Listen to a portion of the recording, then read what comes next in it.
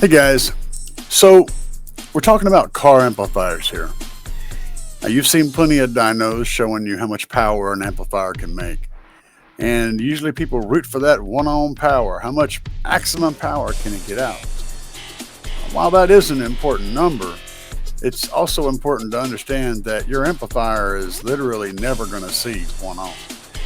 If you've got the thing configured to run at a 1 ohm load, odds are it's going to be running 4, 5, 6 ohms during the run, which means what's more important to you is the power rating of the amplifier at around 4 ohm load. Think about this. Let's say you want to get a car up to 100 miles an hour, and you've got an engine that can push it up to 100 miles an hour as long as there's no wind and there's nothing holding it back. There's no weight in the car and there's no air stopping it. But as soon as you put weight in the car and air stopping it, now it can only run 20 miles an hour. On the other hand, you've got another engine that can push the car to 60 miles an hour, and it can do that with the weight and the wind holding it back. That smaller but more potent engine is actually better in this scenario. And that's something you have to think about with amplifiers. Some amplifiers are going to perform better under a high ohm load than others. And your ohm load is going to increase as soon as your subwoofer starts playing.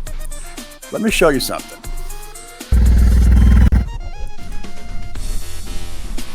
So in this scenario, we have a Slapz Audio Lithium 15. And I have a discount code down below for this guy. But you notice how that cone is moving up and down, and that coil is moving in and out.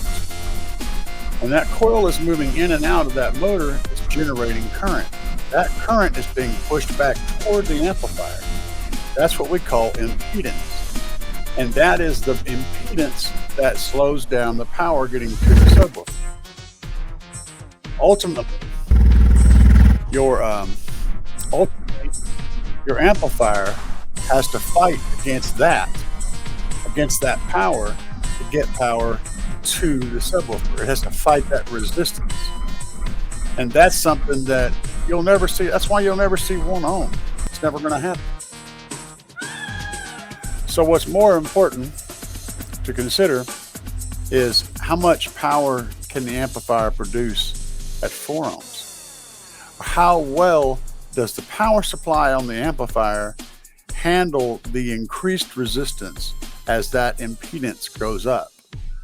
That's ultimately what's going to make the difference in your amplifier playing loud or not the maximum power with no load applied to it.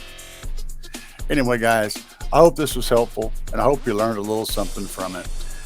This is a real generalized explanation of how it works, but at least I'll get you to thinking, and you can study more and find out more on the subject.